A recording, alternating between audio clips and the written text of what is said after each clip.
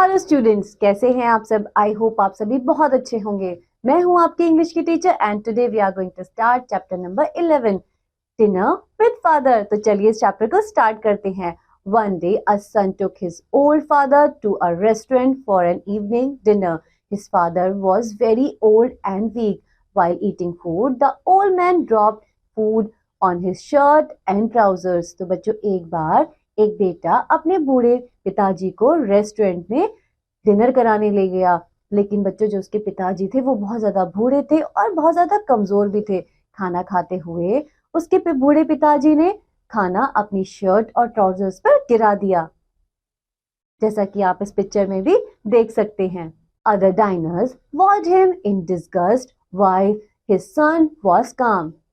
तो बच्चों, जितने भी बाकी के लोग जो खाना खा रहे थे उन्होंने बहुत ही घिनौनी तरीके से देखा, लेकिन बच्चों, जो उसका बेटा था वो बहुत ही शांत रहा। The old father took long time to finish his dinner. और बच्चों, जो उसके बूढ़े पिताजी थे उन्हें खाना फिनिश करने में बहुत ज्यादा समय लगा। His son was not at all embarrassed. He took his old father to the washroom, wiped the food particles, removed the stain, combed his hair and fitted his spectacles firmly.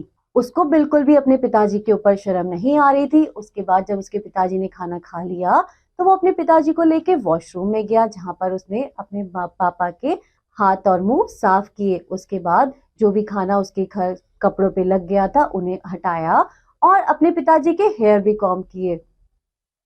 और बच्चों, उसके बाद अपने पिताजी को एक अच्छे से चश्मा पहना दिया।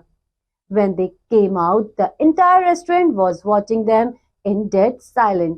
The son paid the bill and started walking out with his father. और बच्चों, सभी जो लोग इस रेस्टोरेंट में बैठे हुए थे वो उन्हें चुपचाप देख रहे थे। उसके बाद बच्चों, बेटे ने रेस्टोरेंट का बिल पे किया और वह बाहर की तरफ जाने लगे। At that time, an old man among the diners called out to the son and asked him, "Don't you think you have left something behind?"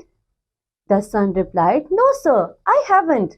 The old man retorted, "Yes, you have. You left a lesson for every son and hope for every father." The restaurant was silent. तो बच्चों, तभी एक बूढ़ा व्यक्ति जो वहां खाना खा रहा था उठा और उस लड़के से कहा कि क्या तुमने कुछ यहाँ छोड़ नहीं दिया। तो बच्चों, तभी लड़के ने रिप्लाई किया कि नहीं, मैंने तो यहाँ कुछ नहीं छोड़ा है।